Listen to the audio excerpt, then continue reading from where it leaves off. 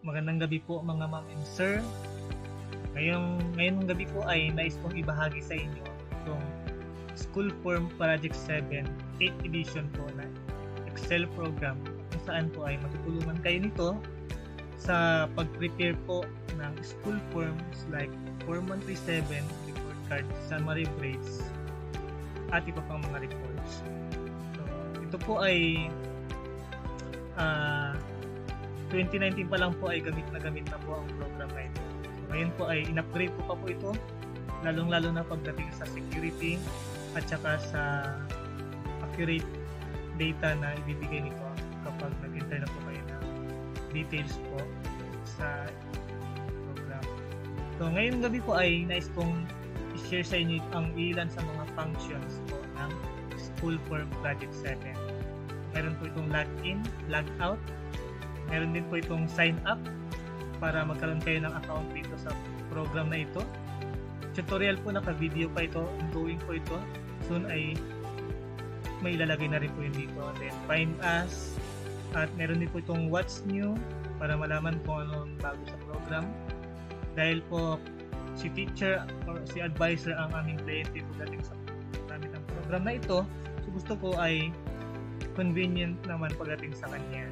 So, meron pa akong nilagay dito na request function na kung saan si advisor teacher kapag mayroong problema ay pwede siyang maghingi ng assistant o mag-request ng assistance pagdating sa paggamit ng program ay SF Project 7. Then feedback, kung gusto niya mag-feedback regarding sa program at kung ano pa pong pwede niyang suggest, ay willing po kami makinig at tumingin sa mga suggestion. So lagi pong basahin din po itong terms and condition dahil dito po nakalagay ang mga dapat at hindi dapat gawin pagdating sa paggamit ng program. Submit, kung kailangan niyo po mag-submit na file sa amin ay pwede niyo po itong gamitin. Then manual para sa paggamit ng user manual. So dito po ang SF Project 7, para magamit niyo po ito ay kailangan po meron itong load. So parang prepaid SIM card po ito. Bibili niyo po ang prepaid SIM card, din para magamit niyo po ay kailangan yung load card. So ganun din po sa SF Project 7. So, meron po mga package po ng load. Meron 1 month, meron 2 months, meron 4 months, 6 months, and 1 year. So dito po makita niyo pa yung taas kung ilang days pa ang program mo. After nyan, pag nag-zero na po yan, ay expired na po yung load mo. So, hindi mo naman kailangan every month ay mag-load ka. So, kung kailan mo lang po kailangan mag-import, pwede ka naman doon naman. So, kung gusto mo makamura, pwede ka bumili ng package. Kasi pag package ay mas mura yung load talaga na. So, kung gusto niyo po mag-donate, dahil nagandaan na sa program, ay pwede naman po kayo dito po, dahil nakapag-sign up na ako, pakita ko lang din po sa inyo ang ilan sa mga function program or features. Dito po, mayroon tong dashboard. After nyo po mag-login, meron pong dashboard na mag-appear. Sa dashboard po, makita nyo naman po yung mga number yan. Kaya po yan kayo mahirapan kung anong mga dapat unahin. So, lalong-lalo na meron po itong guide button, reminders, and more. Pag kinig mo po ang guide button, gag-guide kayo niyan kung saan at ano ba ang mga dapat unahin. So, data registration pala muna ang mauna. Then, input grades, school forms, generate report card, at saka yung function. Sa data registration, nandiyan po yung data para sa advisor. Check nyo lang po yung guide, reminders, anong mga dapat gawin sa enter ng data ng advisor at details ng school. Then warnings po. Ano ba ang dapat gawin? Ano yung mga dapat iwasan sa paggamit?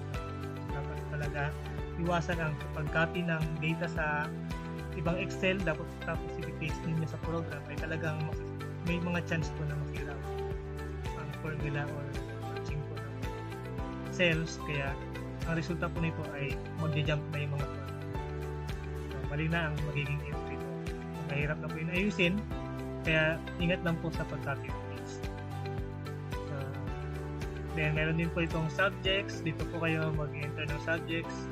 Check nyo lang po yung guide, reminders at warnings. Then, meron din, dito na po yung learners data. Automatic na po ang pag-compute po dyan ng age. Ito po ay based sa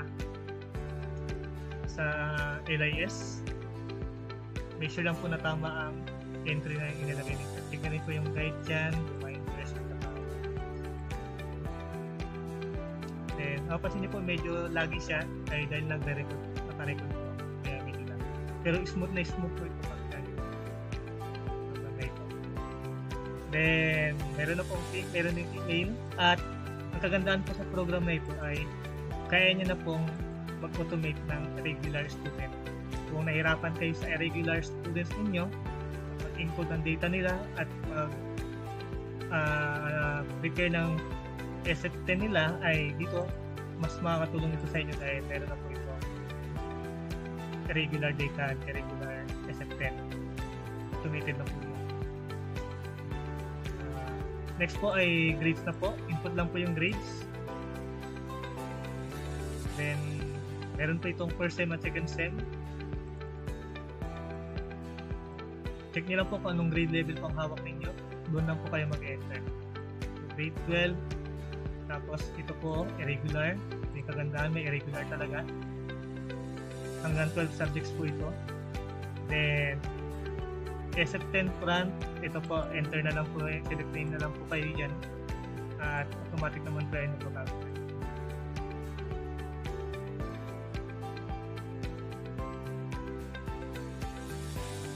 Medyo lagi lang po kasi nag-direct tayo.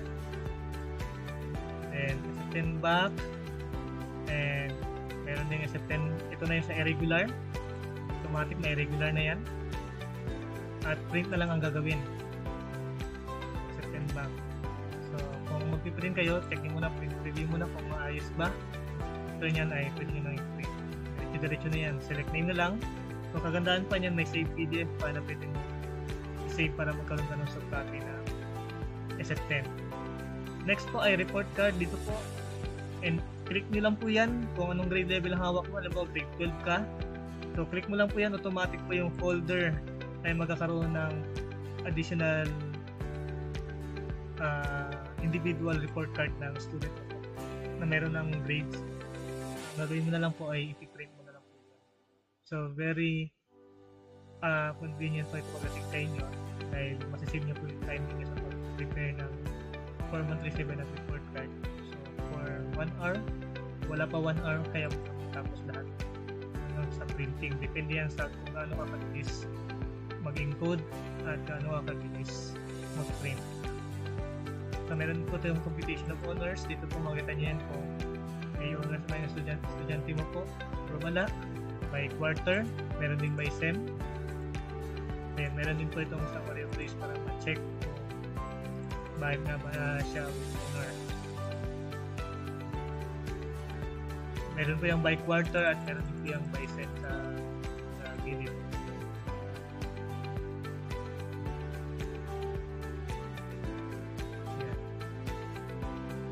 Then, meron din pong SF2 para sa pag-prepare nyo po ng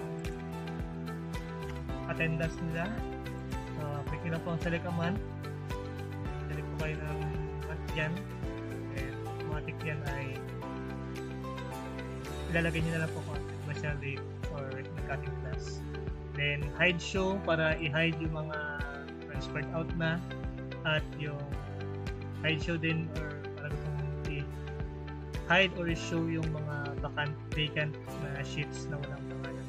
Yan. Pwede ka rin mag-add ng holidays. Automatic po yan ay mag-count yan. Ibabawas na kagad dito yung holidays. Sa ngayon po, yun naman po yung functions na ipapakita ko po. Kung ay mas marami pa kayong school form project. So, stay tuned lang po and God bless po.